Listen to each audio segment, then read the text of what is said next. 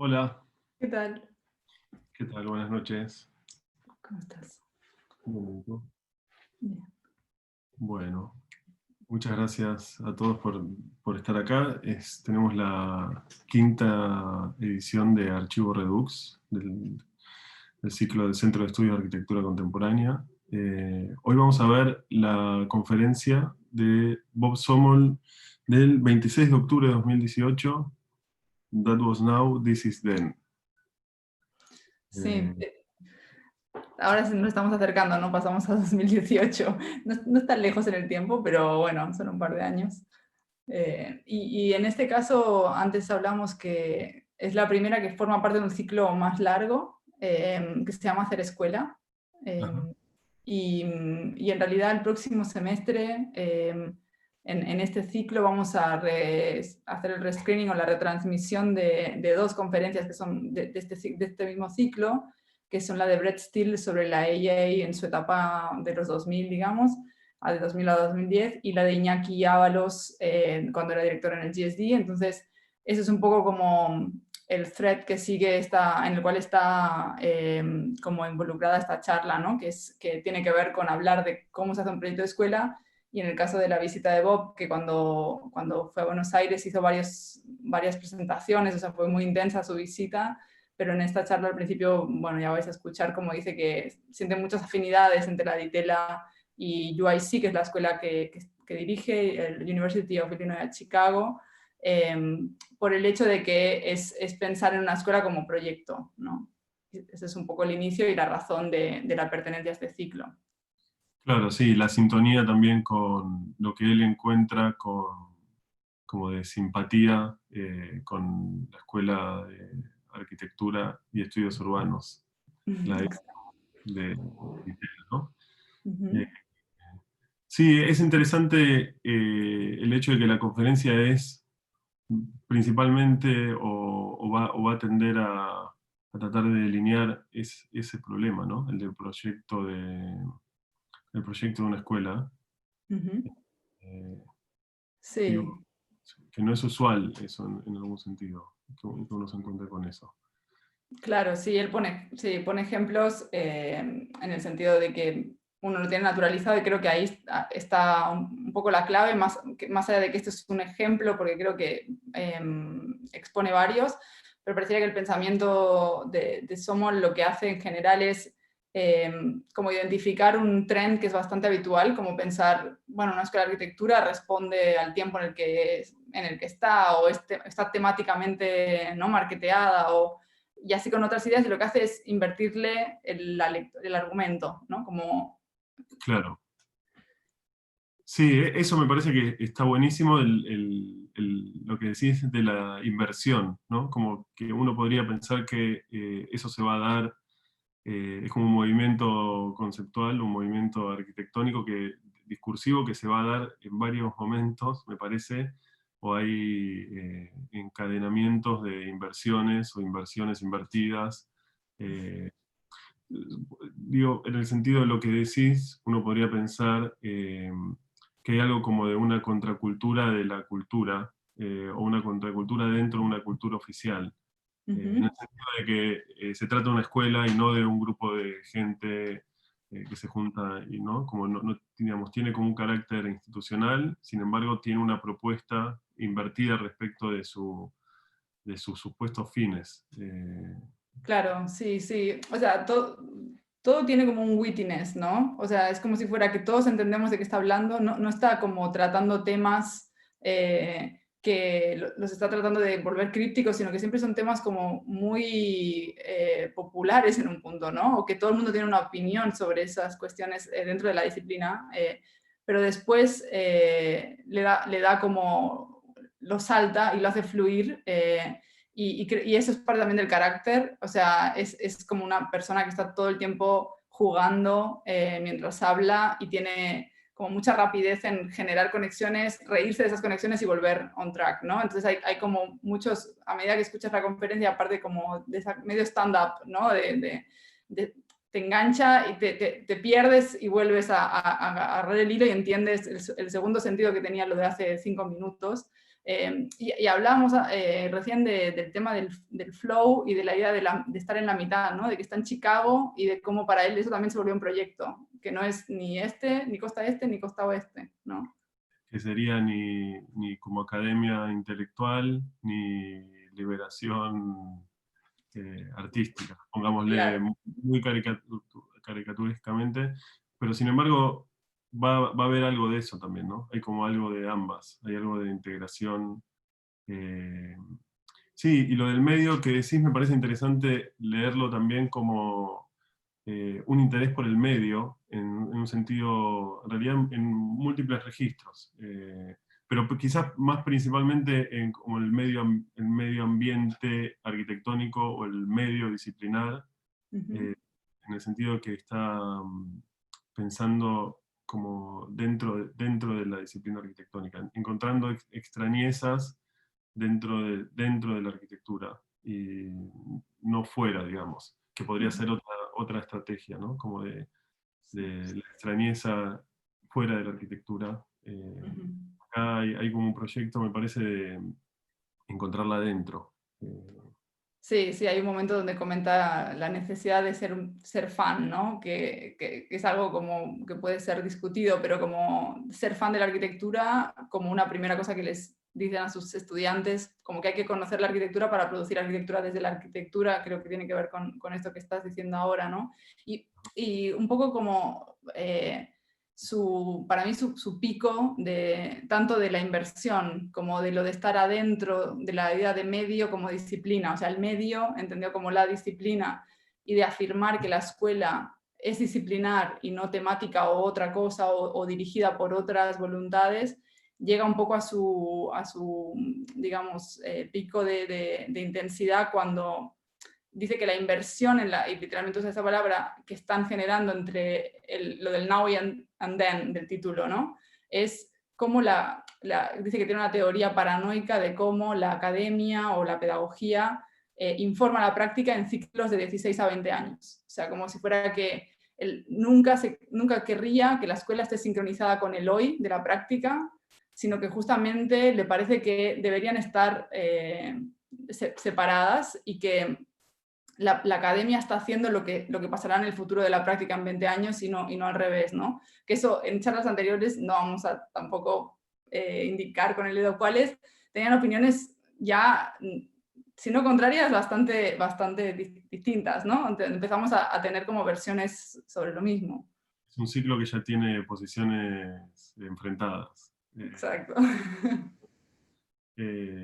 Sí, no, pensaba en lo que decías, lo importante que es para un proyecto cultural tener una idea respecto del ritmo, y de la rítmica y de cómo se sincroniza con su medio. Eh, Me parece que es ineludible, y en este sentido está pensado de una forma muy particular. Incluso ya el título, eh, el de la charla tiene algo de eso, respecto de la Uh-huh. temporalidad, y que tiene algo, digo, siempre hablamos de los títulos, me parece que este título tiene algo casi aforístico, en el sentido de que pareciera uno entenderlo fácilmente, eh, pero sin embargo tienen cada vez más para dar.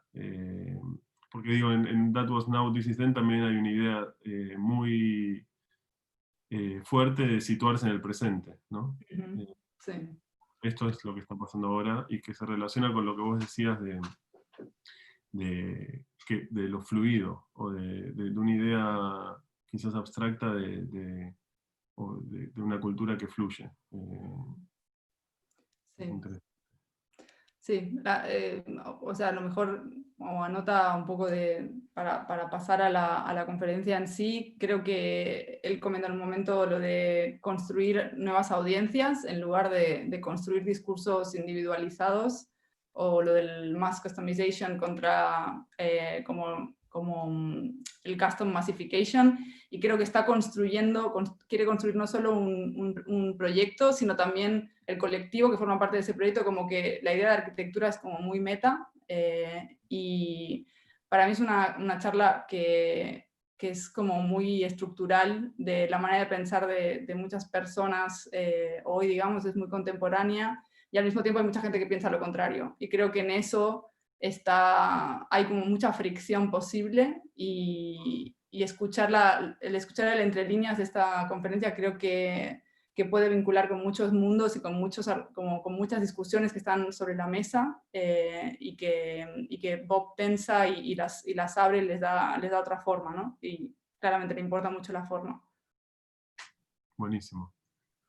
La vemos entonces. Vamos. Perfecto. Bueno, nos vemos en la próxima. La próxima. Gracias, Manuel. Vamos. Hasta luego. Chao.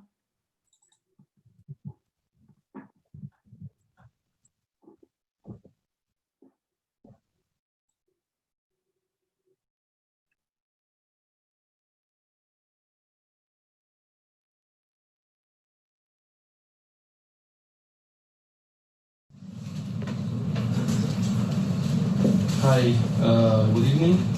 I'm going to speak English because our guest tonight is an English speaker. This is the lecture tonight is part of a series that we call Hacer Escuela, School Making, or something like that, which is a series that we started a few years ago, departing from the premise that running a school involves not only an academic or managerial plan, but a disciplinary or a cultural project, which is actually mediated and nurtured by academic and managerial plans, as if that project was actually, or let's say as if those were only the means for that project to take place, or even the excuse for that project. This involves the integration of efforts and roles, of course, but more importantly, of subjectivities, characters, agendas, and the promotion of their relationships within a dynamic, but yet consistent, and at the same time divergent process or phenomenon, which shows a certain degree of commonality and sharing and convergence, but at the same time produces disaggregations and uniqueness. That kind of project can be found only at certain times and can be distinguished from along the decades, rarely in architecture history, and more rarely even in contemporary academia, where the commodification of research and learning tends to take over thoughts and real ideas and dissolve them. Examples where this kind of phenomenon takes place, one can find in very well-known cases like Colombia in the 90s, or the IA in the 70s, or Bauhaus or Cooper Union in the 70s and 80s, or even the Yaos. So following on previous events, I'm introducing briefly the introduction actually today.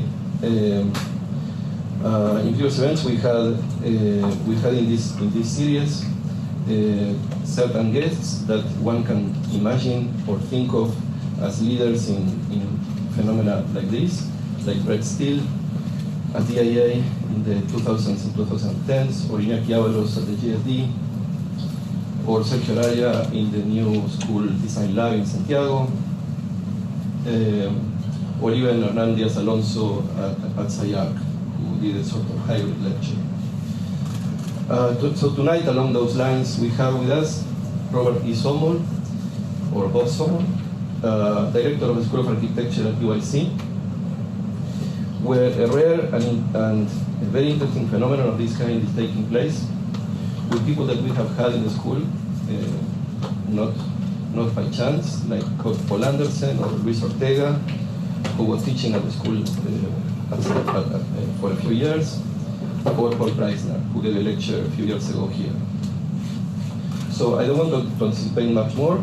I want to leave the introduction to Julian Varas, the director of the Master in History and Theory, who will introduce Bob, but I wanted to, Bob, give you a warm welcome and my gratitude on behalf of the school.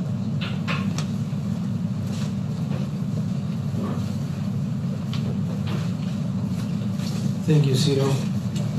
Good evening, everyone. Thank you for joining us. I have the honor of introducing Robert Somol. Robert Somol's lecture that was now, this is then. This evening's lecture is the cherry on the cake after a series of activities that have kept him busy in the school during the last couple of days. These activities, as some of you know, have included the presentation of the magazine Flat Out, which he and Penelope Dean are editing in Chicago since 2016, and which is now in its third issue. And there's also a seminar for faculty and advanced students, which took place this morning, in which we had the chance to discuss his conception of the roles of theory and history in the framework of the developments that have taken place in architecture since the 1960s. If there are people in the audience that are not entirely familiar with Robert Somol's work, allow me to state flat out that his influence in architectural culture in the last 20 plus years cannot be overstated. His activities as a writer, theoretician, and educator in the field of architecture have spanned decades, continents, and ideologies. As he told us this morning, he has formed part and critically contributed to the intellectual construction of what could be described as the two fundamental trends in recent architectural theory, one that sees form and the other one that sees program, or as the drivers of the most relevant projects in architectural discourse over the last few decades. Robert Somol's academic trajectory is expansive and varied. Even more than influential, one could say that he has been contaminated by the cultures of the east and west coast of the United States, where he has left indelible marks in textual, built, and human form. And in some of those marks, as Ciro was just saying, have reached us before his visit through the teachings of David Salomon, Paul Anderson, and also Diego Raigada, who were his students at UCLA before coming to teach at the Tzara School of Architecture. Many other students have been exposed to Bob's radioactive thinking, also in Europe, due to his frequent escapades into schools such as the ETH and the Architectural Association. During the last few years, Bob Somol has set up what is perhaps his most decisive pedagogical project after becoming director of the School of Architecture at the University of Illinois in Chicago. As he mentioned to us yesterday, this geographical position in the American Midwest became an opportunity for him to find an ideological middle ground between the fundamentally discursive culture of the East Coast of the US and the seemingly anti-intellectual design culture of the West Coast of the US. Since then, the UIC has become an incubator for new forms of architectural virtuosity. After the weakening of the project of complex form, we have seen a return to, but also an incredible acceleration and transformation of figural and graphic thinking in our discipline. Clearly, this had been in the agenda for quite a while, and whoever needs proof can check out the brief but seminal piece called 12 Reasons to Get Back into Shape that came out in Kulhas's book Content back in 2003. That seed would find fertile ground in the plains of the Midwest, specifically in Chicago, and is now radiating its influence globally. So I would like to invite everyone, all of us, to allow Bob's presentation to, along with the discussions that have taken place during the last couple of days, to build up a new layer of complexity in our thinking, our sensibility, so that we can emerge from these days inspired and rejuvenated. Robert Somol is professor and director of the School of Architecture at the University of Illinois in Chicago since 2007. He's the editor of Autonomy and Ideology and has served on the editorial boards of the journals Any, Love, and Flat Out. His writings have appeared in publications ranging from academic journals such as Assemblage to popular culture magazines such as Wired, and will be compiled in his essay collection, Nothing to Declare, soon to be published. He was a member of the Institute for the Humanities at UIC, where he completed his book manuscript. This will cover that, writing and building from the death of Corbusier to the end of architecture. Previously, he was the Baumert Distinguished Visiting Professor at Ohio State University. He is co-designer of the award-winning residence Of Use in Los Angeles and has recently designed the installation Graphic Equalizer for the Chicago Architecture Biennale in 2017. So without any further, join me please in giving him a warm welcome to the School of Architecture.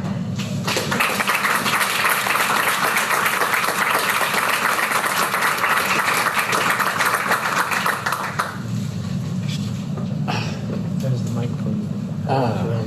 I have to use this? Yeah? Okay. Thank you very much for the very warm welcome and introduction. Despite Julian's very generous introduction, this will not be the cherry on top, I'm afraid.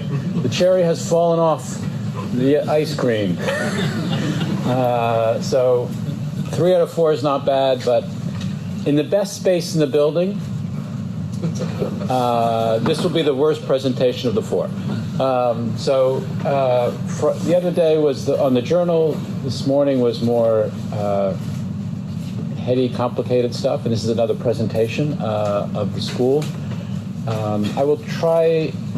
It's a little bit. I lost some formatting and some images, so it might be a little bit rough ride for a little while. But I think we might just break whenever my alarm goes off and have a conversation wherever it ends. I think I can do it because I have to say I feel very much at home here in this school. It has a lot of affinities with ours. I mean, obviously important differences too, but they are schools I like to think of ours in the same category as this school in terms of having an agenda and a project, which we can discuss. So basically, I have nothing to show you that you haven't seen or done already. So this will not take too long.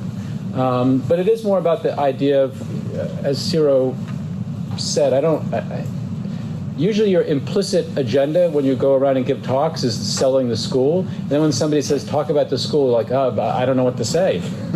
How can I talk about the school? That's not mine. So this will be a little bit thinking of the school as a design project and how we turned it around and what's at stake in that. So just some facts first. We are in a Walter Netsch building that just turned 50 years old. So the school got to the campus here and started its full professional degree granting program in 1968, which is when this building was occupied. It was both occupied by architecture students and then literally occupied by anti-Vietnam protests soon after that. It's Walter Netsch's first field theory building on campus, and so it's got a lot of interesting rotations, and this building is crystal clear by comparison. You need a GPS when you go on ours. Okay, why is this slide here? I don't know. This is something I show our potential students when they come, and I try to explain that for me, for us at the school, let's say architecture is a cultural endeavor, which means it's like other kinds of cultural practice, like film and art and literature and music, and you sort of have to be a fan, an obsessive fan of it if you want to do it well. And so Scorsese and Tarantino, in a way, are exemplar directors for us who make movies about other movies, and we make architecture about other architecture, because I think that's what you do when you're in a cultural field. That's its first place of address. The student body is not so different from yours. There's 310 maybe undergraduates in a 4-year program, and there's about 50 students in the graduate program, mostly a 3-year professional degree and then a small MS, 1 professional degree year, and a 2-year MA in design criticism. Both of the latter programs would be very good for you guys. I had to say that. The snapshot of the faculty, it's not that large. This is everybody who's over 50%. As Ciro mentioned, some of these names you will be familiar with as visitors here. It's really a terrible, looks much better on the screen. 36% were born and educated outside of the US. 39% are women. 75% have been at the school less than 10 years, meaning I hired them. And 90% are under 55, except for this last alphabetical people are older. I tell Antonio that he's going to get really old really fast because he's in the wrong place alphabetically. So that's the snapshot. It's, again, it's a group of faculty who come from many other places. They haven't been there long, and they're young. So I think it makes it a very energetic place and very much, I think it feels sympathetic to the kind of school that I feel here. One of the things you have when you design, when you think about it, your context and how you can turn something into something else, is you try to use the history in your favor. And so there is an interesting history to the school. Alvin Boyarsky, who would become the probably still most famous chair at the AA, was the associate dean and a professor in architecture from 65 to 70. This is him in our A&A Walter Netsch building in 1970, at the end of his time, before he went to the AA. While he was at Chicago, and his inaugural AA lecture was Chicago a la carte, the city as energy system. And it was actually that lecture that he gave to get the job as the chair at the AA, and that Rem Koolhaas was in the audience for, and many years later said how instrumental it was in his thinking about Delirious New York and the city, and that that he really found sympathy with Alvin's project. So I like to think that Delirious New York is a book written really because of Chicago, including its postcard strategy of development. But I think that Alvin taking his work on Chicago to the AA and Rem's being influenced by that, I think is kind of explicit. So in a way, the birth of, in Alvin's case, this infrastructural project. Felix Candela was at the school from the early 70s to the late 70s. Maybe the kind of the formative moment in some way was Tom Beebe and Stanley Tigerman were directors from 80 to 93. They were two members of the Chicago Seven, sort of the postmodern contingent, those that challenged the dominance of IIT and the kind of what became codified as the Build, Don't Talk School of Architecture. And clearly we talked this morning about Stanley's photo montage, Titanic, Crown Hall sinking into Lake Michigan. It hasn't gone down yet, but, so the school's history, you could say, was a set of boutique practitioners who were challenging the then dominant corporate modern IIT model of architecture in the city. That's they were like the merry pranksters, and they called themselves the Chicago Seven because they were, obviously it was a reference to the defendants after the '68 Chicago police riot, but the sort of naming themselves after the sort of yippie defendants. And I think that they saw themselves in the same way relative in the architecture world, that they were fighting the dominant, by that time, 30-year-old legacy of Mies and IIT. Beebe went on to become the dean of Yale. Thomas Gordon Smith, another kind of deep classicist postmodernist, was at the school before he went to become the chair at Notre Dame and turn that into a real neoclassical bastion. At the same time, Peter Eisenman was teaching at the school. And so always, I think the issue has always been one of ideological battles happening with very different characters, each fighting out very different architectural positions. Greg Lynn was at the school in 1991. It was before he went to teach at Columbia, and then before we became colleagues again at UCLA. This is where his Stranded Sears Tower project came out of. So this is the digital project before the digital. I assure you there were no computers at UIC in 1991. There were barely computers when I got back there in 2007. We just got our first laser cutter when I arrived. That was how techno-retro we were. But Greg's idea of the, again, and I think it's important to note that this project, Greg's project, was an intellectual architectural project before it was a technical project. In other words, Greg was making blobs the old-fashioned way by taking sections of potatoes. There was no great modeling software, so it was a very different, he was interested in the informal and the aformal and non-eidetic geometries, as he called it at the time. The stranded Sears Tower was his first supple, pliable, kind of big, hairy version of the Sears Tower along the river. He was inspired, I think, at the time Greg was fixated on the movie The Kitchen Sink, which you should see as a short movie, about 20 minutes, about a woman who starts pulling a thread out of a sink drain, and all of a sudden it becomes a big clump of hair, and all of a sudden it's like a chimpanzee, and then she shaves it. But in any case, it's a horror movie. But I do think that, part of the digital project in its early era, it did channel the genre of horror and science fiction as part of its cultural agenda, and clearly that's where the software came from, Softimage and others. So it's not surprising that sensibility, let's say, migrated into the architectural form. After Greg was there and left the school, Charles Waldheim was there, where he, as Ciro and I talked earlier, claimed to invent landscape urbanism in 1996. And then he went to Toronto and Harvard. So I guess the point that I'm trying to make with this story of departures is that I think it's a school that exports ideology. It doesn't necessarily take advantage of it. Or let's say it likes to try things out, and then it kind of ships them off to other places. So besides the history of your own place, I guess, you also have the history of schools in general. I was happy that Ciro mentioned those places, because this is our sort of paranoid theory about the way in which architectural education and pedagogy informs practice in more or less 16 to 20 year cycles.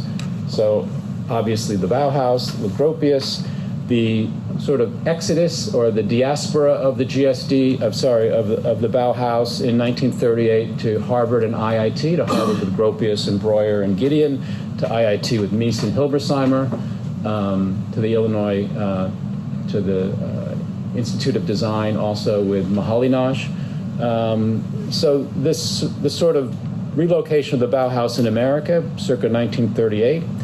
And then the first challenge to that modern education, which was at the UT Austin in Texas, with Bernard Hersley and Colin Rowe and John Haydick and the painter Robert Slutsky. A very short-lived moment, basically 54 to 56, before they all lost their jobs. This is the story of education. You do something, people notice, and you get fired. It's actually a very satisfying story, and for 12 years I've tried to get fired, and it hasn't happened yet. So clearly I'm doing something wrong. But really the UT Austin program was explicitly against the Harvard and IIT models of the translation of the Bauhaus to America, and really trying to found architecture on a disciplinary terms, largely through the issues of mathematics, ideal mathematics in the case of the invention of the 9-square problem, which happens there. So sort of the geometric and historical, mathematical and historical precedent basis. The next moment, and again, Ciro also mentioned this one, the AA in London with a very different cast of characters, our own Alvin Boyarsky. From UIC, Bernard Schumi, Robin Evans, Rem Koolhaas, Elias Angelis. Again, a kind of paradigmatic moment. You could say if the UT Austin moment was what happens in the post-war period when modernism is starting to become dominant in America, but in a corporate way without any longer a kind of discourse to it. And that was what Texas tried to address. You could say the AA London is clearly the moment of, the influence, the after effects of May '68. No longer interested in form and mathematics, but really in the idea of the event and discipline, in Foucault's sense of disciplining. And so, a kind of transformation of practice in education models. And then the last one, which Ciro was part of, the Columbia moment in the early 90s with Bernard Schumi, Stan Allen, Jesse Reiser, Greg Lynn, again, previously at UIC the year before, Hani Rashid. And the kind of invention, let's say this one is the technical threshold, like the introduction of the digital. So you have a kind of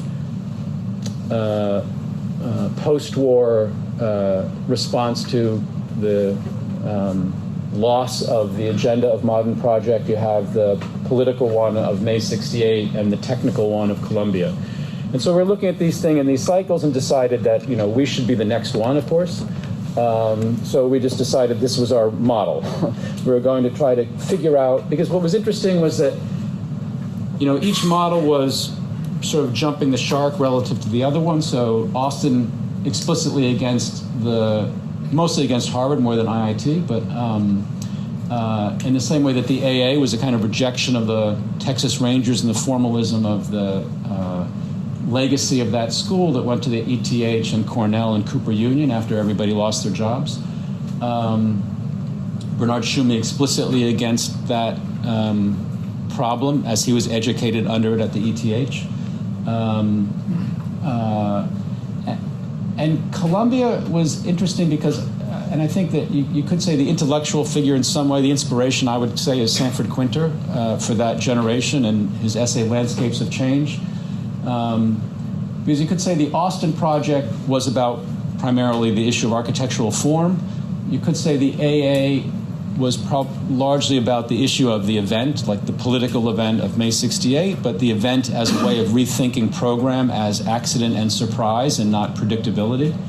The beauty of Columbia was, of what I would call the animate form problem, according to Greg Lynn. Let's say it had the form of Austin and the animation of the AA. All of the notation, movement notation that the AA developed became inscribed in the technical capacities of the computer. So how you get form moving and animate was the Columbia problem. But Sanford Quinter gave it the most abbreviated form when he said, a form is an event. To redescribe form as an event, and you could say jumping both of the previous models.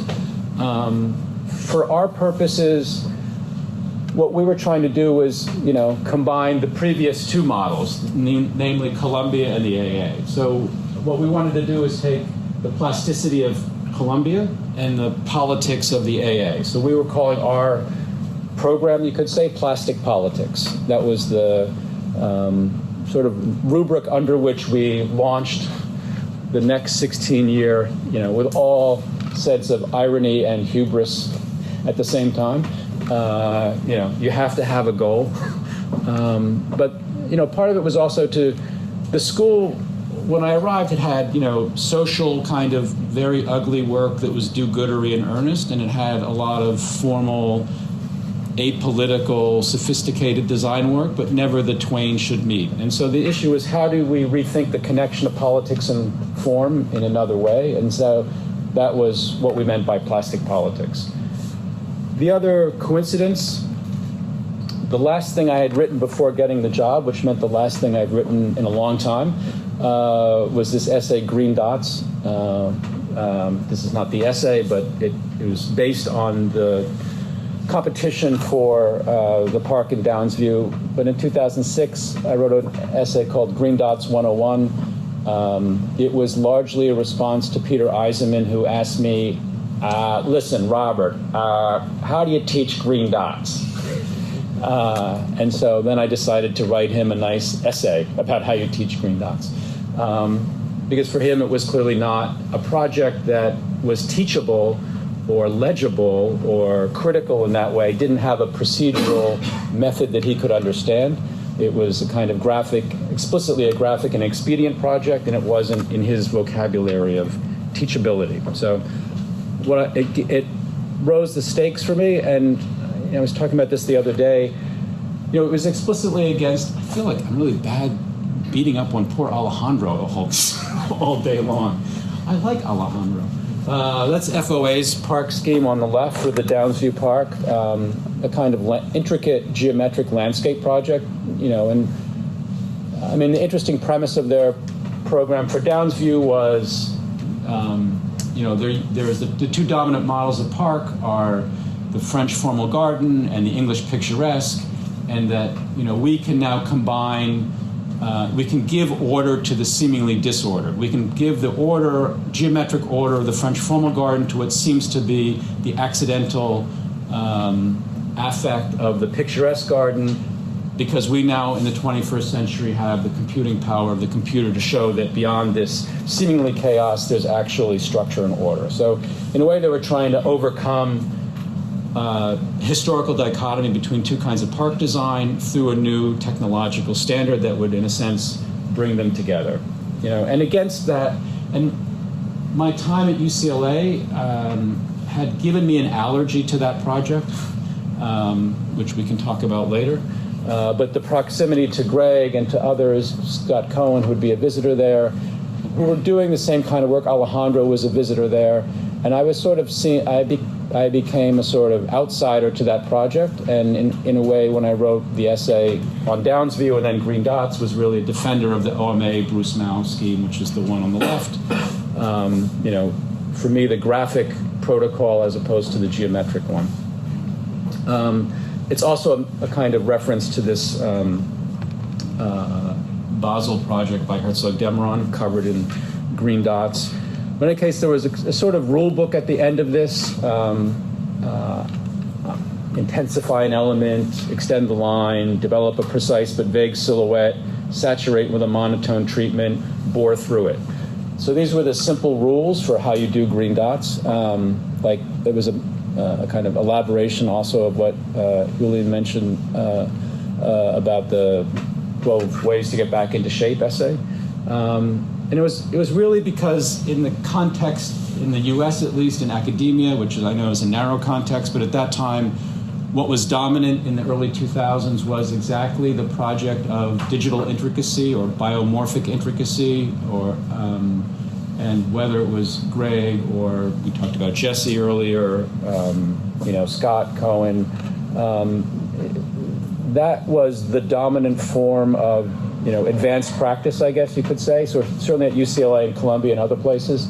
And so this was a way to corral a different set of practices under a different set of principles. And so that was the, you know, the ambition. Like how could you come up with the principles of this new project? I won't elaborate the reasons here. I think in some ways Neutling's became my favorite one, which was the decorated duck of the theater. But even what I would consider the kind of cartoon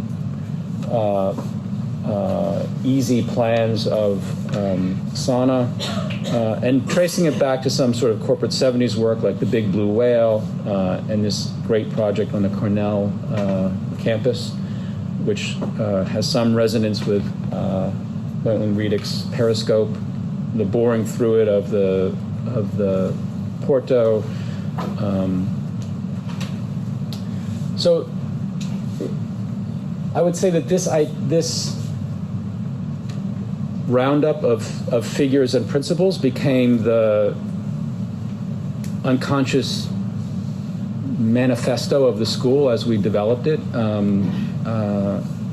This is where the slides get a little bit unneat, but this principal idea was that let's say that there were 4 ways to go after, you know, modernism. You could articulate, you could notate, you could decorate, and you could figure. And that, in some sense, Frampton, Eisenman, Venturi, and Haydick stand in for those 4 possibilities. It seemed that the digital generation, the digital intricate people, were combining Frampton's tectonics with Eisenman's index, which is what I call the digital intricacy project, or the micro-articulation of non-standard elements and the call to mass customization. And so the essay was really trying to experiment with the opposite trajectory, like what if you combined decoration and figuration and with the result of graphic expediency as opposed to digital intricacy. You know, the big outlines of cartooning and what tried to invert mass customization to custom massification, which meant, because I think we discussed this a little bit in the last couple of days, mass customization is part of this political economy of differentiation, and to each individual their own particular product. Meaning it's part of the way in which society gets atomized as a commercial and political phenomenon. The idea of custom massification is our job as architects need to be to figure out ways how we can produce new collectives and new audiences, which is a little bit what we talked about with Flat Out also. How do you think about how can you once again engage in the idea of making collectives or fashioning audiences? So that became the kind of countercharge for us. Some projects, also it was a kind of reinvestigation of a lot of Haiduk's work, which I think now one sees kind of everywhere, but yeah. One of the reasons that we early on hired Sam Jacob was he seemed to be working in part of this trajectory of FAT. The challenge, again, this came out in 2006, so again, right before I started, right around the time of Green Dots, when Time magazine named you the Person of the Year, with a reflective cover on a computer screen, so you could see yourself in the cover as you were the Person of the Year. I mean, this is obviously also influences the character in the magazine, which there's a you character in Flat Out. But the idea that you is the new subject, you is the post 2006 new form of subjectivity, which is the addressee is always to you personally. Again, it's this idea of atomizing and splintering audiences so that the profiling goes immediately to you in this personalized way, which our technology allows. And this was really about the social media revolution. And to me, it was politically problematic for architecture to pursue that, or even its architectural affiliate, which is mass customization. You could say post-Fordism for architecture.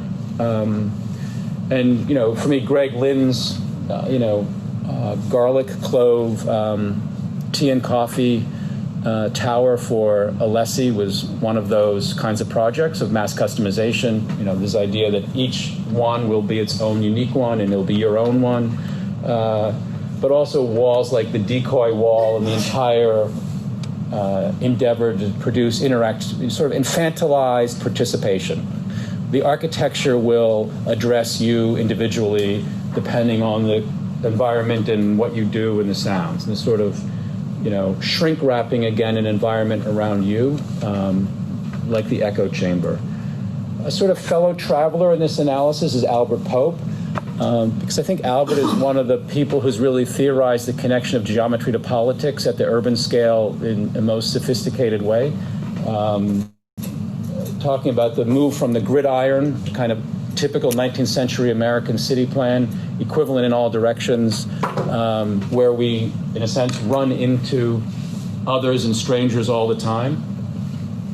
And more, the dissolution of the gridiron into what he calls the ladder figure, a hierarchical figure. The non-hierarchy of the grid turning into the hierarchy of the ladder figure or the tree structure, more or less by starting to differentiate line weight, you could say. So the insertion of freeway systems and therefore the decay of other roads around it. Or the construction of subdivisions with major feeder roads and off-roads, ultimately starting to produce isolated precincts, more or less spiraling in ultimately to the addressee being you at the end of the cul-de-sac and your house at the end of the street. Ultimately a kind of geometric diagram that is precisely about this sort of splintering and fingering that is the again, the post-Fordist technology, but in spatial urban terms. And I think it goes along with, we talked a little bit about this earlier this morning, kind of, not really even red state, blue state divide in the US, but really precinct by precinct. In other words, what's interesting as a political phenomenon in America is that even in the 60s when they had vast landslides at the national electorate, let's say when Barry Goldwater lost to Lyndon Johnson by a huge margin, each precinct was actually quite close and similar. The difference today is the general elections are extremely close, but each precinct is radically a landslide for one or the other, which means each part is super homogeneous relative to the whole, which is to say you do not encounter otherness. You only encounter self-similarity because you've allowed yourself to be sorted in such a way by how you choose to live and where you choose to live that it over-determines this, the audience being your own kind, your own set. And in a way, the geometry of this adds to it. So that was some of the agenda.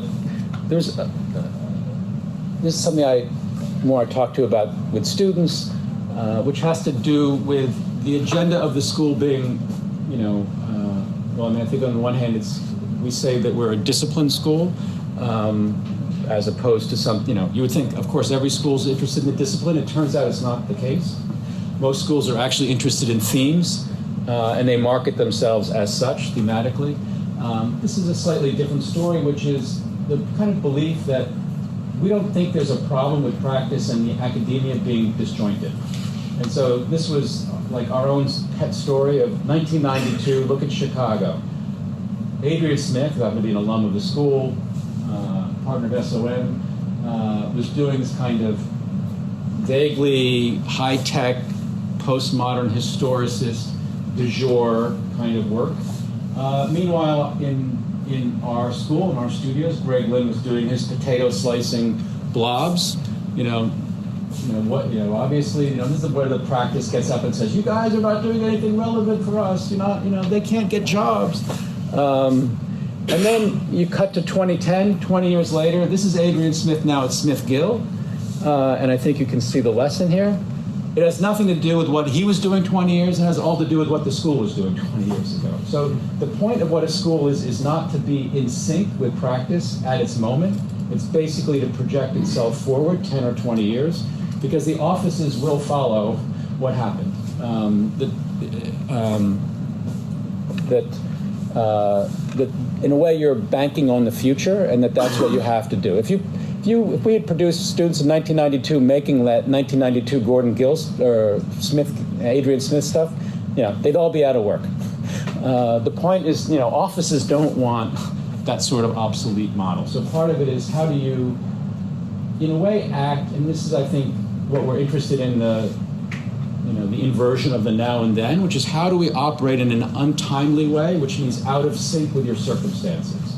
Like, we can't be doing work that models the present, right? We have to work some other way that is not interested in mirroring what's happening now, whether it's in the practice or society or, other,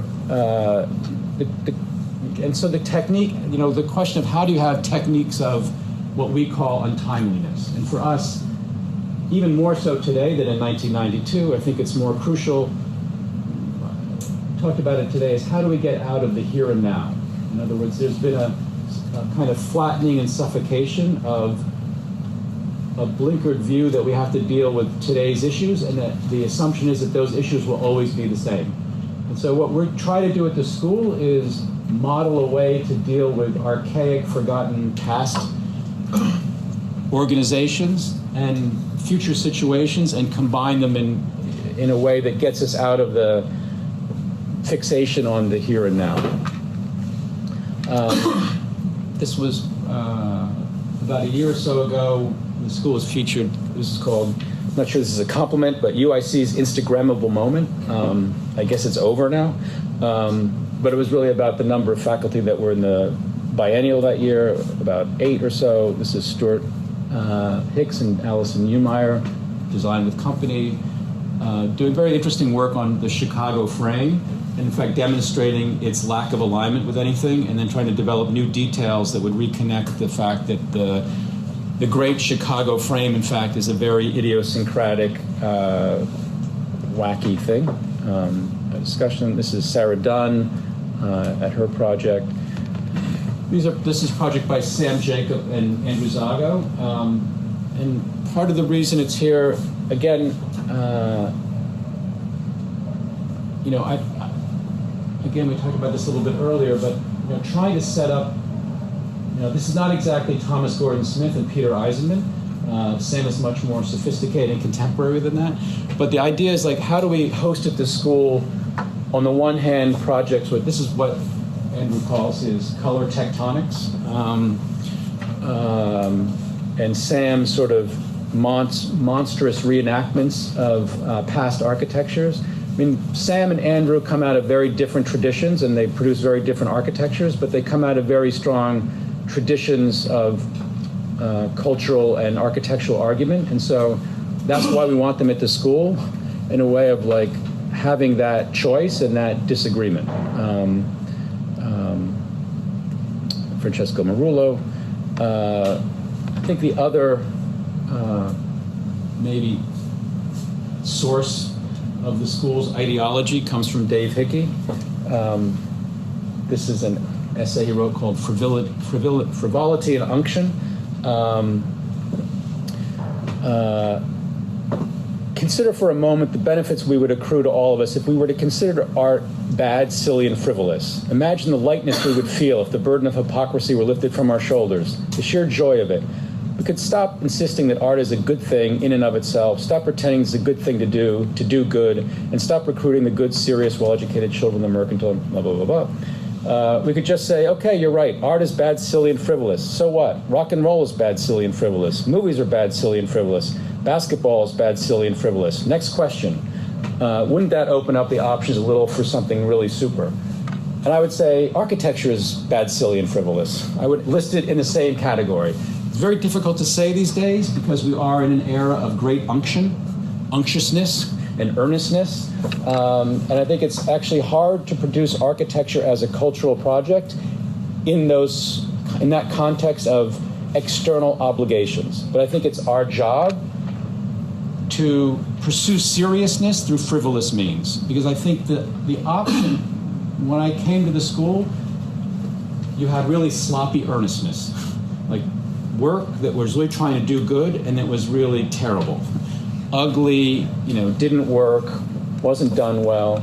And so I guess in contrast to that, we were trying to do what we called perverse precision, like a certain hyper precision that was very perverse as opposed to earnest sloppiness. But I think unlike a lot of places that start trying to do serious things that ultimately end up frivolous, we think that we can get to serious ends through frivolous means, I guess you could say. And so I would say that's one of our issues. There's a kind of fellow traveler in this, which is Rem Koolhaas. I won't read the whole thing, but he goes in Whatever Happened to Urbanism, sorry, bled off the screen here, to call for a pretext for Nietzschean frivolity, dare to be utterly uncritical, the certainty of failure has to be our laughing gas, we have to become irresponsible, urbanism can lighten up. So I'd say that Rem is also a fellow traveler in this model of engaging the frivolous for serious ends, maybe. Again, apologies for the blurriness. The other sort of model for this is really a scientific one, which is from Paul Feyerabend's Against Method.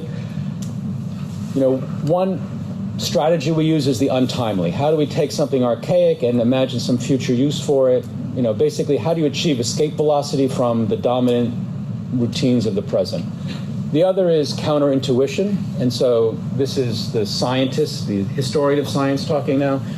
Knowledge is not a gradual approach to truth. It is rather an ever-increasing ocean of mutually incompatible alternatives.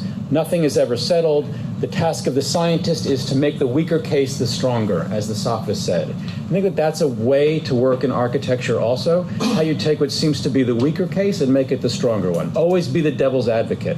Always take the thing that's lemon and make lemonade. Basically, if they say there's too much of this in the world, you say, you know what, there's not enough of that in the world. Like, in other words, you need to figure out how to overcome the cliches and the platitudes and the conventions. It's the only way to test out some other way of imagining, collective living. Again, this is Feyerabend. We needed a set of alternative assumptions, or as it were, an entire alternative world. We need a dream world in order to discover the real world we think we inhabit, and which may actually be just another dream world. Again, I sort of talked about this is a job of theory to demonstrate that in fact what we think of reality is just in fact plastic and changeable and as much a fantasy as anything else. We must invent a new conceptual system that suspends or clashes with the most carefully established observational results and introduces perceptions that cannot form part of the existing perceptual world. This step, again, is counter-inductive. So again, it's that issue of how to instrumentalize counter-inductiveness or counter-intuition.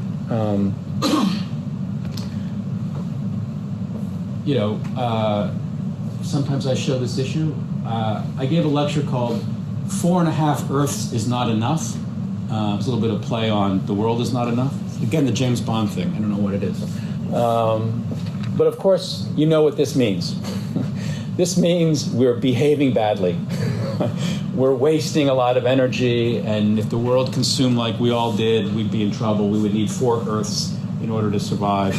You know, but as a designer, you have to look at this and say, wow, that's really cool, 4 Earths. You know, in other words, what does it mean to multiply the world or the planet? This is a project by Alex Lanner, who was with us and then went to the ETH, who in a sense thought about these sort of spherical urban arrangements. Sean Lally, whose book is called The Air on Other Planets, who's interested in what he calls climate design, the way in which different artificial systems would produce new enhancements to the environment.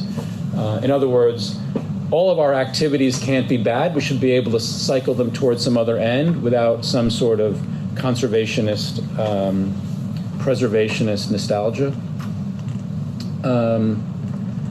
So a quick jump to the structure of the graduate school in any case.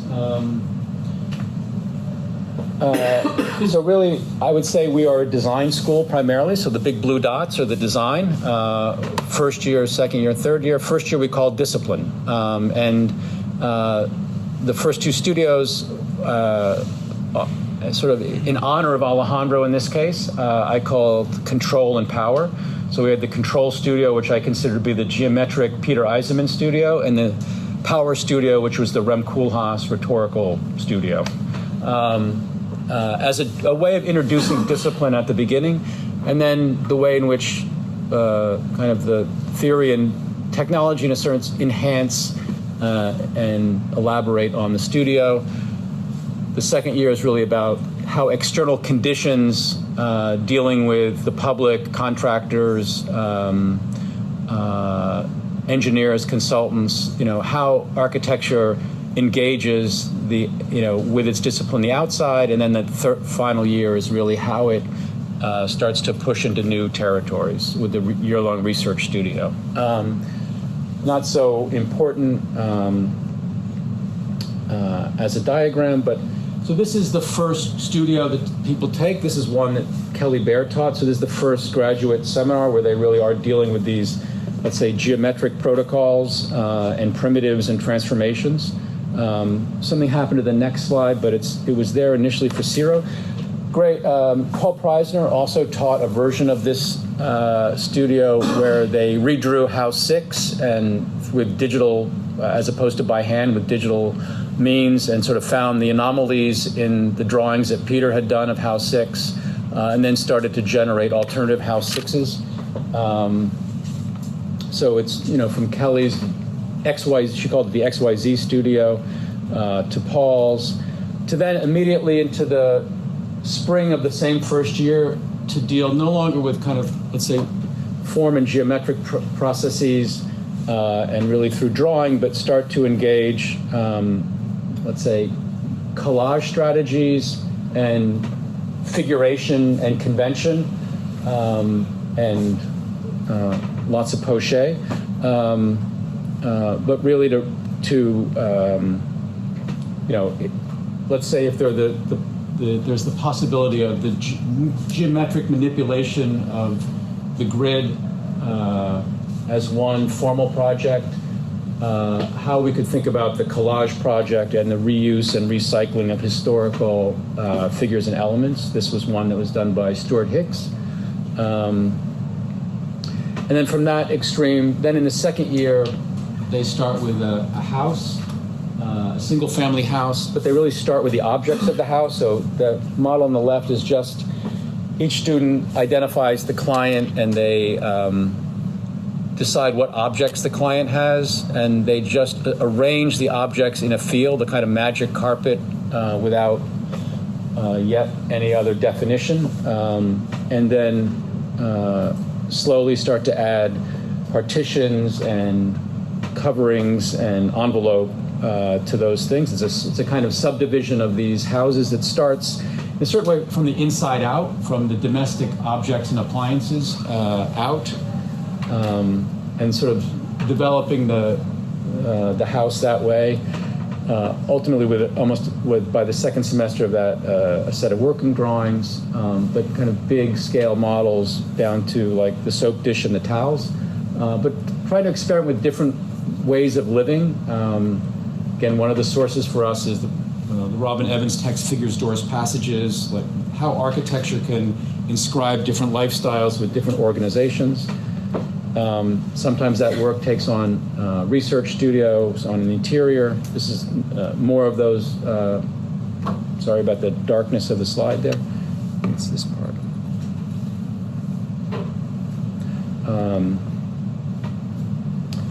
And more or less larger developments of those. The second part of the second year is dealing really with a big urban public building. And again, this one goes back to maybe the more formal constraints. This one was sought by Kelly Baer and by Andrew Zago. Sort of a big institutional building in an urban setting. So the scale changes from the domestic to the public, and it's really a project that is designed, you could say, from the outside in rather than the inside out. This is a mega project by Sarah Dunn Studio, another one with Sarah Dunn, Jose Uberi at the top, Andrew Zago at the bottom, Sam Jacob, who's doing sort of Ed Ruscha versions of architecture. Jose Uberi, Sean Lally, again, whose interest was really not on architecture as a defining element at all, but really energy systems and ecologies. And Sean, the author of that book. So what's interesting is even though it's small, as a studio, you have each research studio, each topic studio is obligated to address a polemic about architecture. Architecture is form in the case of Jose Uberi. Architecture is image in the case of Sam Jacob. Architecture is energy in the case of Sean Lally. Architecture is, narrative in the case of Sarah Dunn. And so the point is you want to stage differences. Not every difference. It's not about pluralism. It's about articulate differences. And as I mentioned to some others, like Jose Uberi, who's the last collaborator of Corbusier, thought having Sam Jacob teach him at school was a scandal. It is a scandal. He couldn't imagine how I could have him and Sam teaching at the same time. And I think that was the point. To have the students aware of this both generational, geographical, intellectual difference between those projects. This is a project on the Western Town, which was also done in his research studio by Alex Lanner, when he was with us. Basically taking a kind of line from Aldo Rossi's preface to the American Edition of Architecture of the City, where he talks about the typical American town being the grid, or like Manhattan, or the Main Street, or the old Western, that you see in old Western. So the clearest example is old Western movies. And so Alex and company basically reproduced the plans of a whole series of like a dozen Westerns and started to develop these elements out of those. I think there's similar things now that Alex left and went to the ETH. In fact, I think the book actually says ETH on it somewhere, even though it was our product. The way things go. Money talks.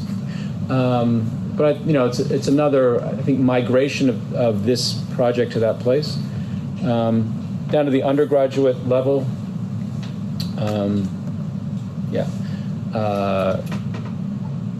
This is a big studio of like 100 students, and they started by looking at this film that was about Halsted Street in Chicago, done in the 30s, basically documenting the entire length of Halsted from Skid Row through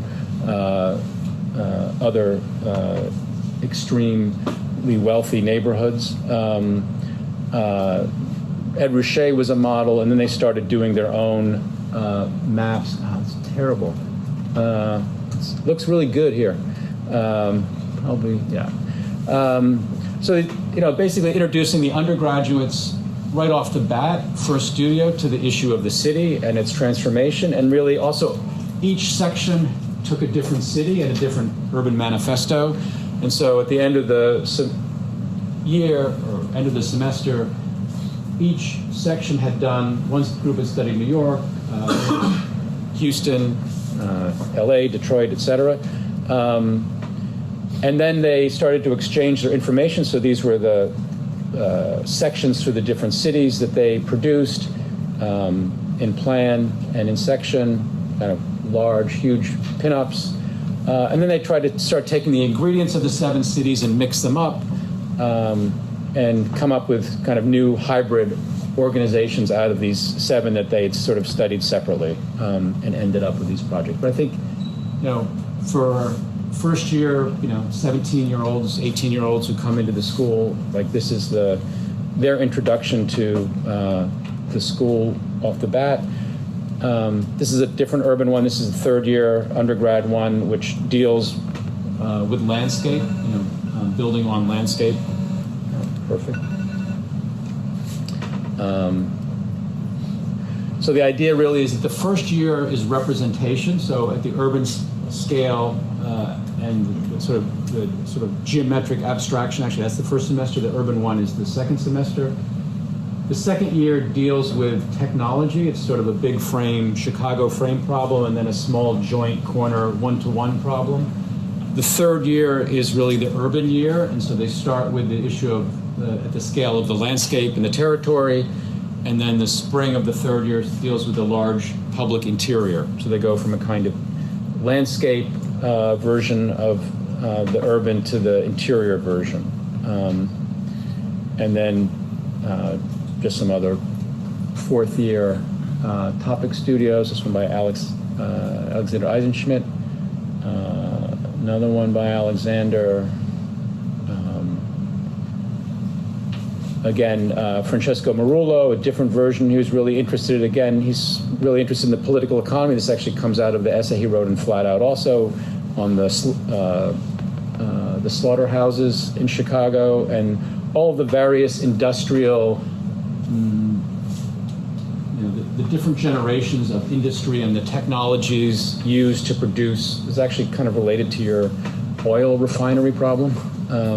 You know, he got really interested in all the machinery and it's the architectural relationship of the mechanism and the emergence of the type from the ways in which things were processed.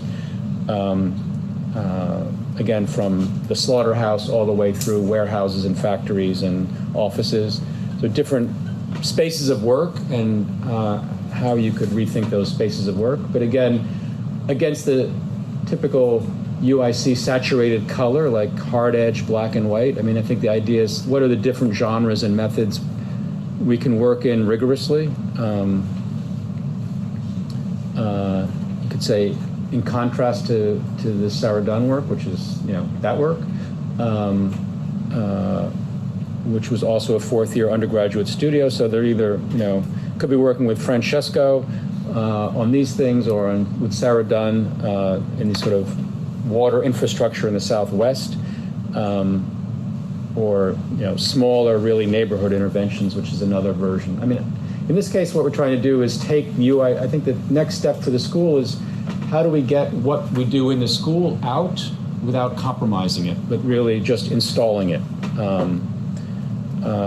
These are some of the models from the 2nd year grad studio, Zago and Kelly Baer. You know, I think he and Paul Preisner are in different ways interested in the idea of clumsiness. You know, I think that actually Paul, I lost these slides, but I had a slide of Paul's work circa 2006, which was kind of monstrously digital, and his slow evolution into the green dots problem.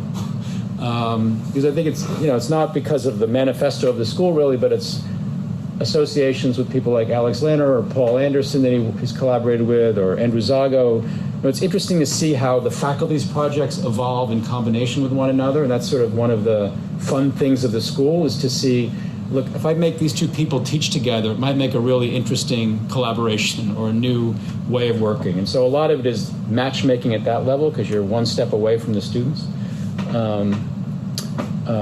Second year grad, Claire Lister's work, which is really about logistics.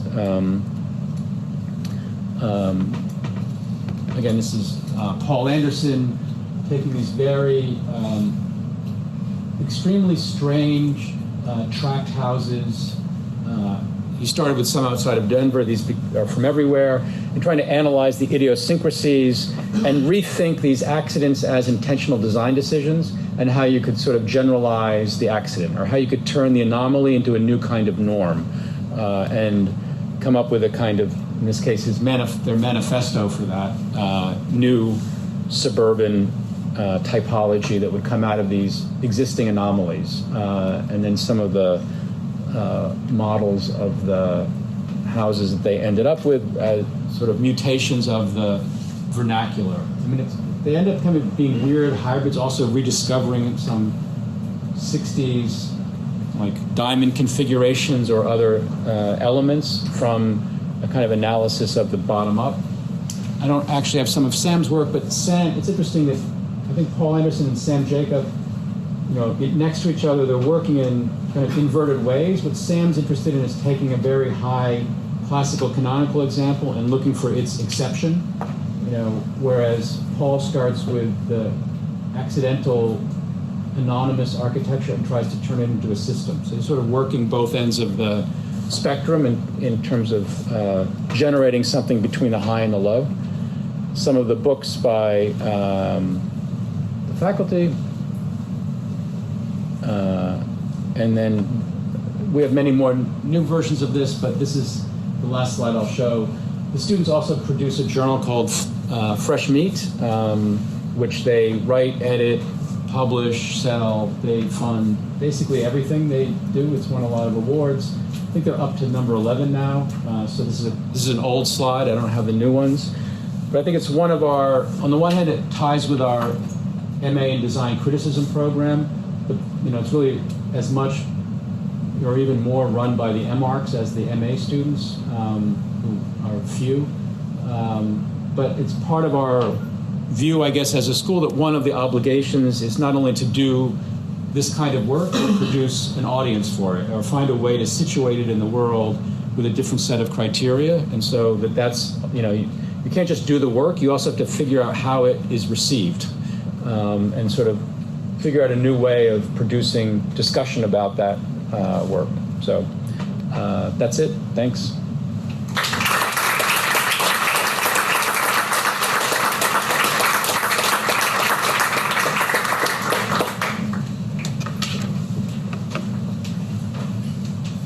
So we start with a magazine and end with a magazine. So we can open the floor for questions. Maybe I'll just ask you a first question to get the conversation going. I guess it's not. I don't know if it's an easy question, but how? One thing that really I think you stressed in the presentation, and it's also very clear in the material, is that there's a certain I think care put into how you curate the heterogeneity of the different types of of ideology, the ideological heterogeneity of the school. So perhaps if you could expand a little bit on that and on how that heterogeneity, as you said before, is not mere diversity, but there's a kind of project in that, and also how that relates to the idea that you introduced at the beginning of this plastic politics. When you said that's our model, that's our idea. Yeah,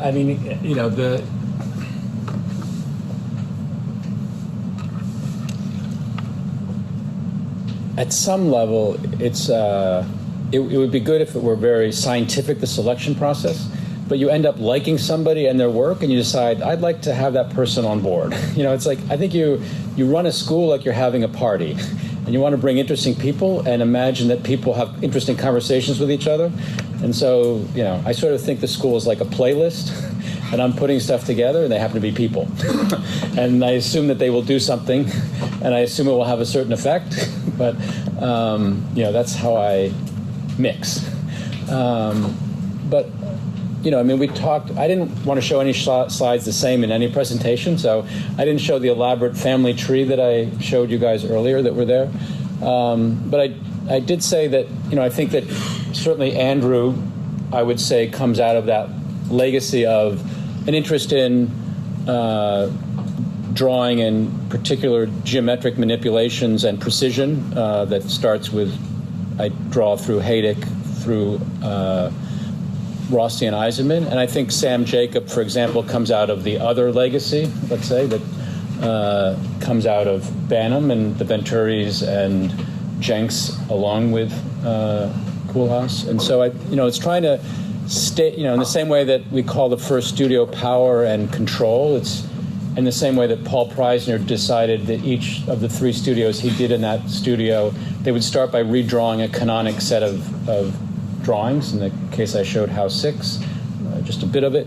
You know, the point is, how do you introduce people right away into those different positions? And I think the school is structured to be, trying to be articulate about the debate. So again, in the first year, the one between, you know, the kind of formal geometric procedural one versus the figural collage one, or conventional one.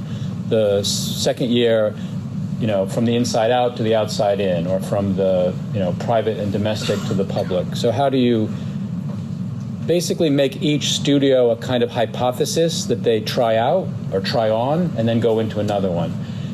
And yeah, you want them to have, you know, it can't be anything. So that's the question is, how do you decide what the terms of engagement and separation are? Like in third year undergrad this year, I insisted that they do a monastery one semester and a casino the next. So I knew that we had a lot of secret monastery projects going on. So I put Francesco in charge of the monastery project. But, you know, like basically, how do you imagine different sorts of total worlds as architecture that are collective and regimented and ritualistic, but in very different ways? So, you know, like the big building problem of like a scale that these students are so incapable of dealing with that they need to figure out a system or a module or some repetitive aspect. They can't design, to try to get them out of designing every element by giving them something so big, they have to figure out an economy of means. To then the next semester doing really a one-to-one construction and material investigation that's, you know, built as a design build project. So, you know, trying to engage a similar problem from very different vectors, I guess. I mean, the people thing, yeah, I mean, you want interesting dinner company.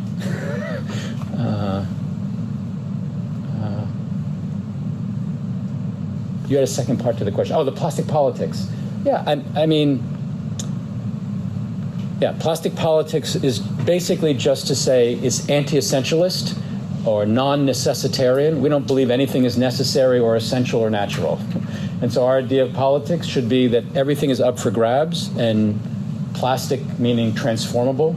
Partially I take this from long ago legal training with Roberto Unger at the Harvard Law School, who was a critical legal studies person, and really, in fact, from whom I stole both the word projective and plastic are from Unger. So in fact, there's a political aspect to the way that the architectural project and the writing is, in a sense, secretly embedded in Unger, actually, well, he's a kind of neighbor. He was the head of, he was a secretary of labor in Brazil. I think he left Harvard to go engage politically back in Brazil, where he was from. Thank you. Any other questions? No? Is there anyone else?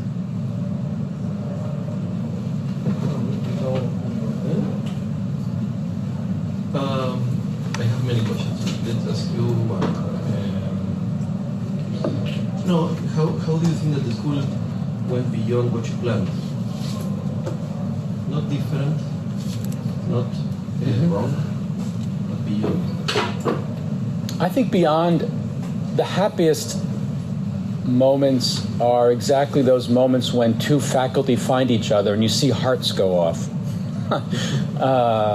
You know, and it's happened twice with Paul Preisner.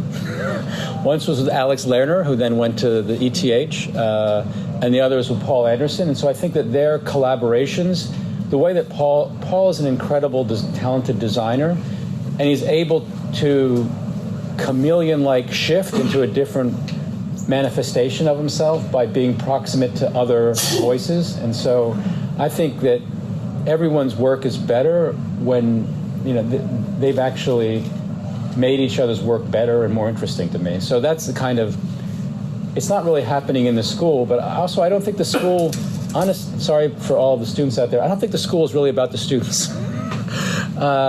Like, I think you are colleagues like us, and I don't think you're different than colleagues like us, and so we make a clubhouse, and everybody gets to go to the clubhouse and hang out and talk about architecture and work on the same projects together and work outside of them in offices together. And so I'm interested in the school as incubating contributions to the discipline, and that might mean new offices that the students that work with them can then, you know, excel at, or, you know, so I'm not interested in schools as schools. I'm interested in schools as a means to move the discipline. So the happiest moments are when you see that effect starting to get into the world in a way that it hadn't happened before. So, or, you know, and also, you know, I mean, there's great satisfaction. The demographic of our undergraduates is quite different than probably yours, which is, you know, half of them, actually half of our entering class is Latino from Chicago. A large number are first generation Eastern Europeans, Serbian, Middle Eastern, Polish. So it's very ethnic. I mean, UIC is one of the most diverse universities in the country. They're also financially, you know, they have great financial need. They typically don't come from families that went to college or even speak English as a first language in the house. And so what's honestly the most amazing is, like, first of all, they're fearless, and they go in and they do any kind of crazy project that we ask them to do, all in, without any questions. And they have, by the time they finish in 4 years, their portfolios get them hired immediately, but, you know, more importantly, get them into graduate schools, which is what they need to get licensed. So they go to Princeton, to Rice, to Columbia, to SCIARC, UCLA.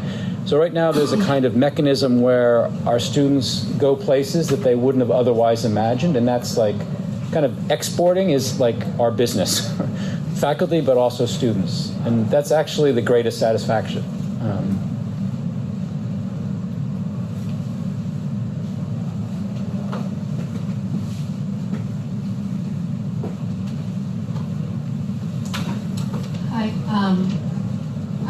I got the idea that there seems to be a search for freedom, in a sense, or entering in an oblique manner to architecture.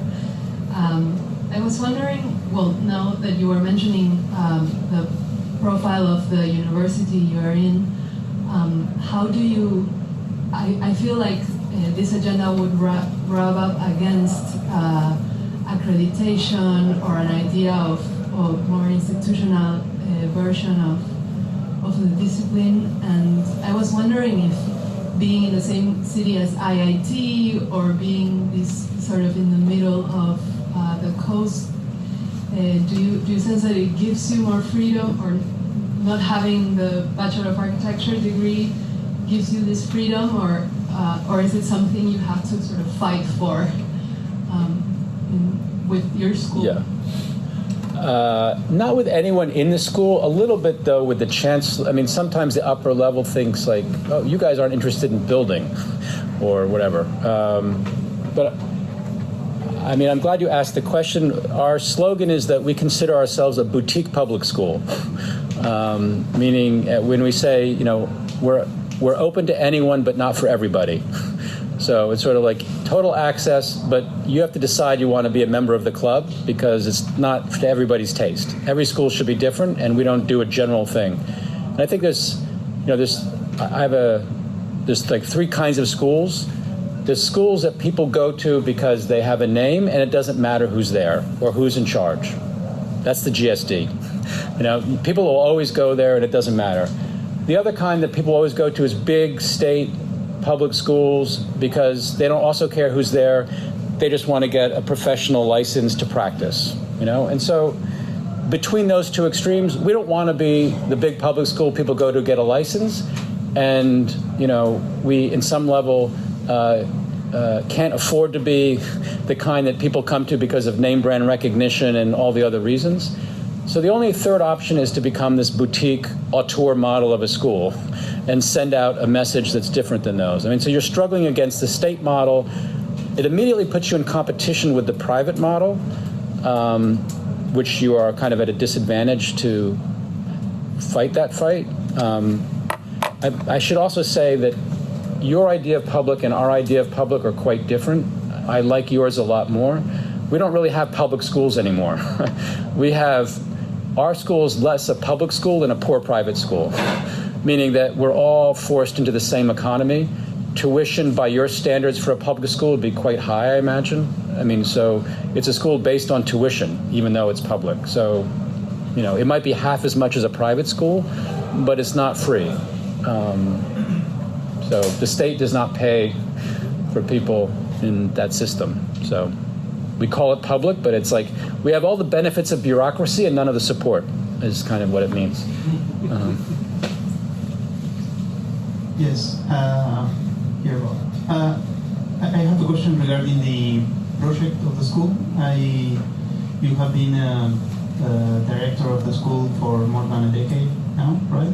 So I was wondering that you started the school with the project in mind, and I believe that the project has grown and changed.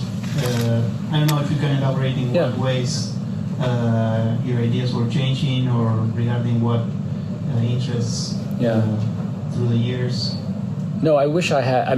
The other slides that I had that I lost were really because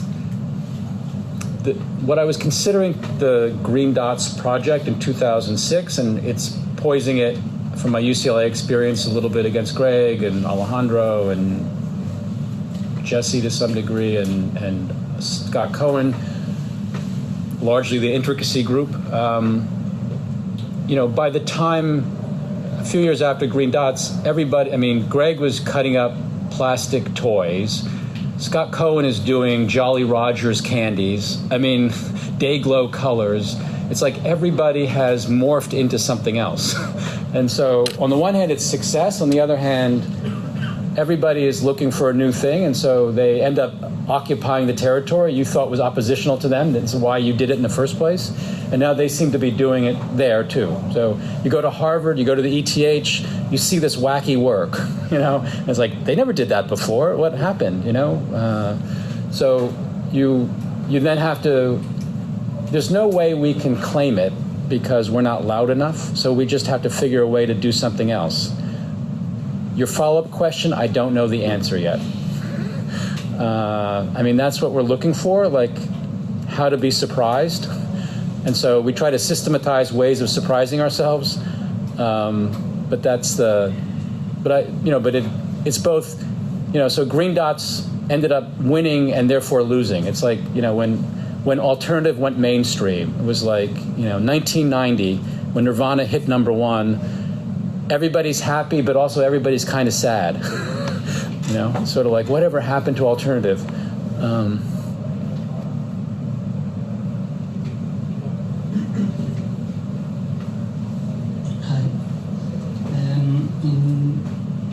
In the Doppler effects essay, you characterize the discipline shift from critical to projective as a process of cooling down, in which cooling suggests a process of misting and the hot receive social distinction and connotes the overly difficult, elaborated, worked, and complicated. And you say that during the 80s and the 90s, the relation between architecture and philosophy was a hot one. What would you say that is the temperature now in philosophy and architecture in relation to the construction of plastic alternatives, you say, and if some philosophies of that time changed in temperature since then.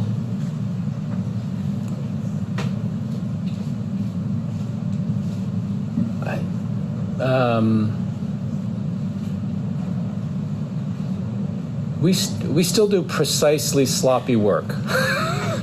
I mean, I think the interest in, just to say that the interest in the cool as opposed to the hot, which comes from Marshall McLuhan, was, and why I was trying to argue it against the kind of high precision, single dimension work of the geometers.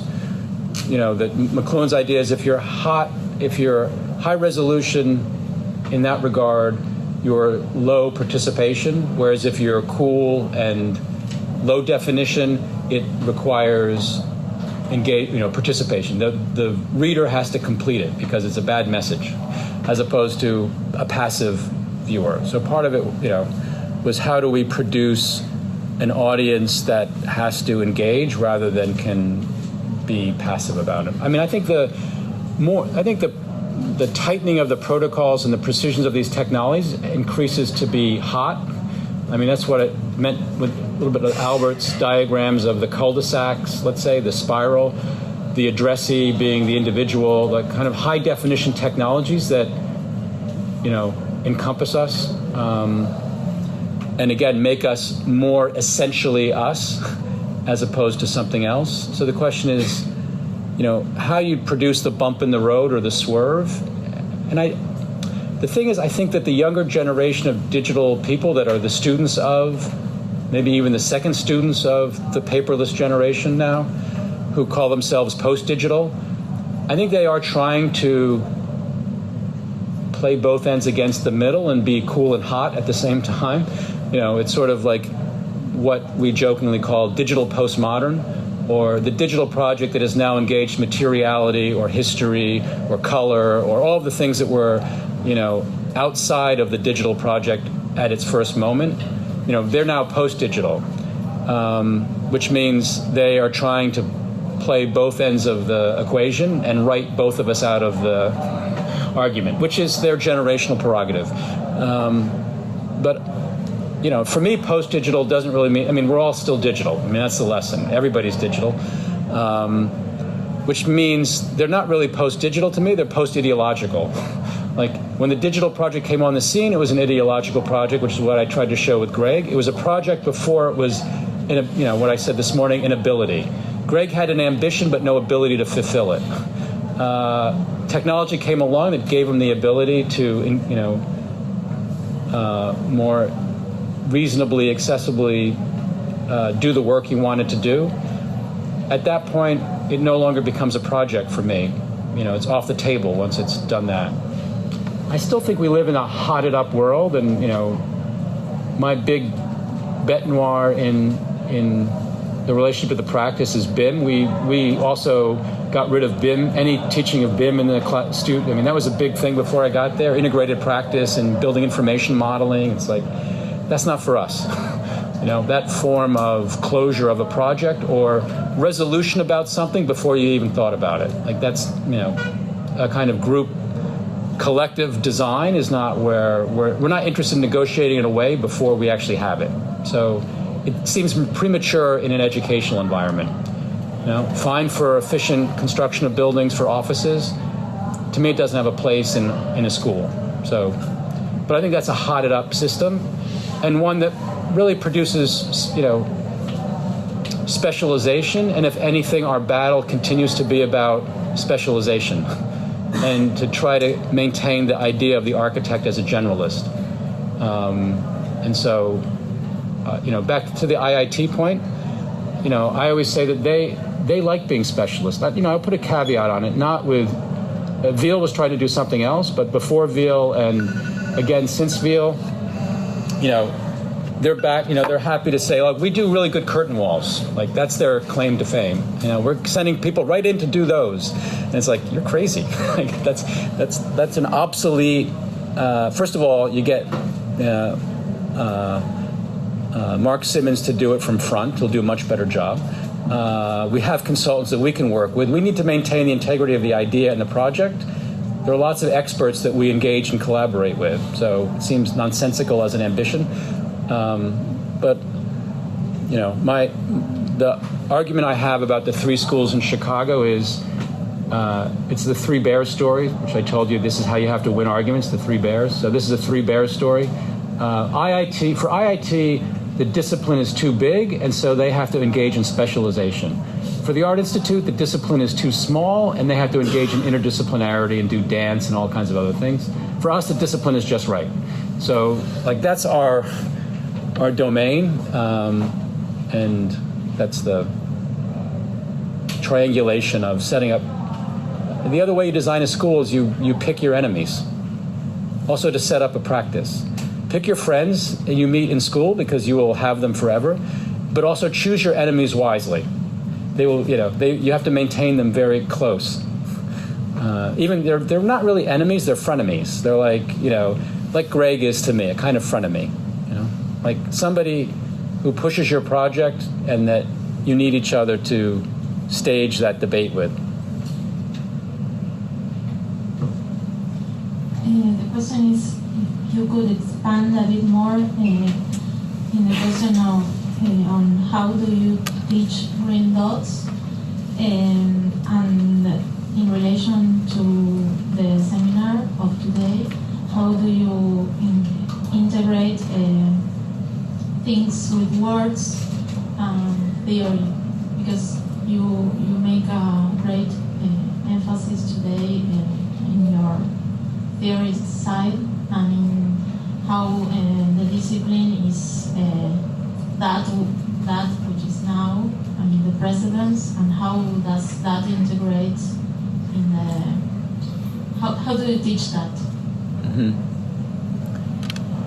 Yeah, I mean part of it is like these are more extracurricular things, but I think every student obviously has to write up the argument of their project and present it with a set of, historical and contemporary cultural references that, in a sense, how do you make an argument for your work? And how do you make your project, like the genealogy arguments are like a strange attractor for things that don't seem to go together. Like I'm interested in all cultural forms that bring things to come together that don't seem to belong together.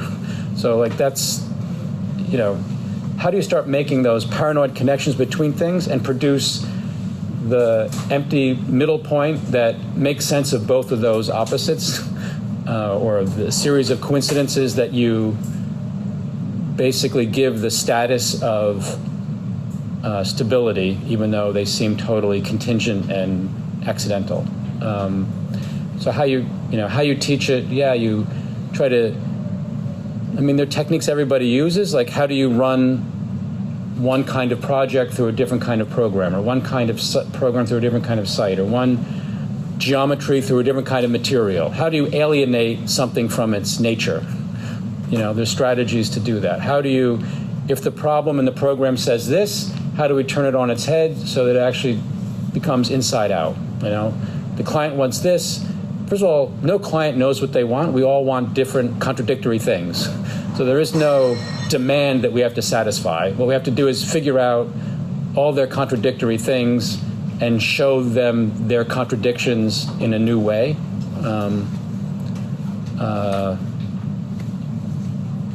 Yeah, I mean, again, having to situate the work historically in relation to your predecessors and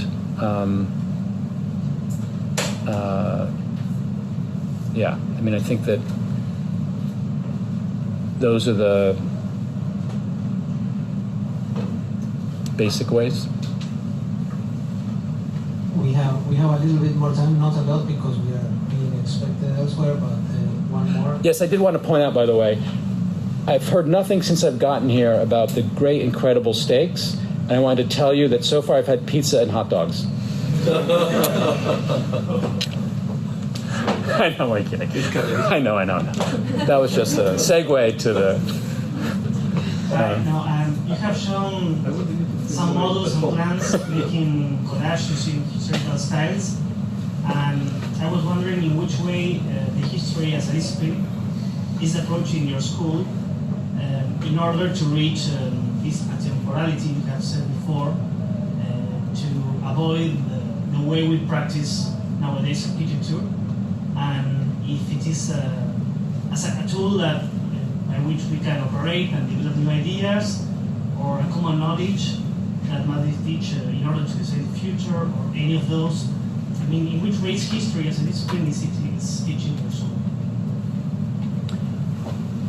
Yeah, I mean, I think, you know, this is not rocket science. I'm not sure we've invented a new way. I mean, I think Aldo Rossi was already doing this in a way, like how you recombine typologies that were for one function and recombine them for something else entirely, how you re-inhabit organizations that were meant for one thing for something else. And clearly it's what Schumi and Koolhaas, in a certain way, update and steal from Aldo Rossi. So we do that also. You know, and I think we're really, we are, you know, when I say that I've mentioned that Robin Evans article a couple of times now, the Figures, Doors, and Passages, where it's basically the idea that, you know, we now think that all of our attributes as individuals about privacy and cleanliness and hygiene and individuality are embedded in his case, I'm going to simplify it, the corridor plan versus the matrix plan. And so we've kind of had a lobotomy over who we are, because we now live in this new world, and we think all of those traits about personal space and privacy and are us, when they're in fact a diagram that we happen to live in. And that, you know, not long before that, we lived in a diagram, what he called the matrix, where where we had a different relationship to one another, which he calls conjugal and promiscuous, and you know, the mixing up of activities and generations and so on. And so it's not like one tells us more about our humanity than the other, but the issue is, how do we not produce a lobotomy where we forgot that other part of what we could be? Like the, you know, the way in which the new diagram conditions us to think what we are is natural. And so the reason that we maintain failed, archaic, forgotten, you know, models is as a way to provoke some new experience that we might need in the future, and, you know, or might want to engage now that we don't have access to. And so, you know, part of it is just a kind of testing chamber of those sorts of things. You know, something that was used for this, we reuse for something else. You know, the example I gave of the Herzog-Demron, I think it works materially too, which is, how do you get this thing that you think can only do one thing to do something else? You know, so it's not just program, it's material, it's formal organization. I have one last question. I really liked when you said that the role of a school is to project itself 10, 20 years into the future, to be sort of out of sync from the present. But then you mentioned or posed a question of how do you get it out without compromising it, or how do you find a place or an audience who will receive it. So I mean, I think there's like a chronological gap in there, and I wanted to ask you, how do you solve that?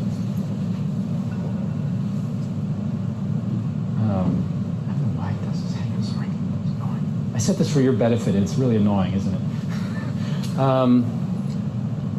First of all, it's funny, now that you asked the question, I think there's a new... We don't have to compromise because we've seen our work go other places and get pre-compromised for us. So we've actually witnessed the work get compromised out in the world by other people. So I sort of feel we've inoculated ourselves against selling out because we're too slow and bad at marketing and getting it out. And so other schools pick it up and do it and knock it off themselves. So, you know, that's against the fear, but maybe it is also our anxiety about not getting it right that produces slowness on our part. But also, you know, I think that the true judgment of a school, which I also didn't say, is how many of your graduates go on to teach. Like, I think like a good criterion for what a good school is how many then go on to teach. And so I think we're also making a school for future teachers. designers, practitioners, writers, etc., but also future people that will go out and you know, extend the community, let's say. So that's, yeah, I mean, that's an interest of ours. And also, we don't, our university cares about numbers, we don't care about numbers. I mean, that's what I mean by we're a boutique public school. Like, we're tiny relative to other public schools.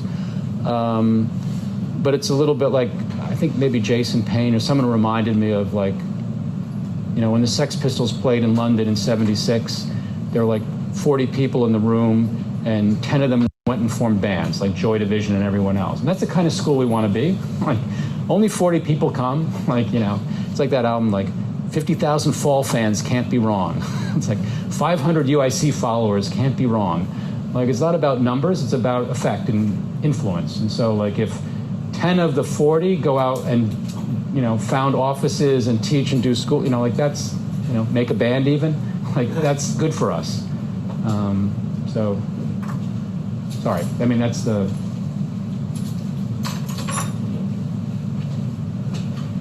our one advantage of slowness is the failure we don't even get to do.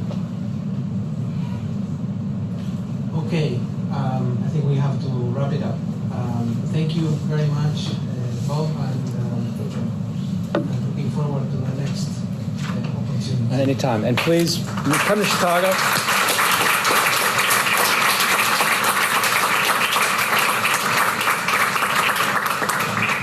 take them on a field trip.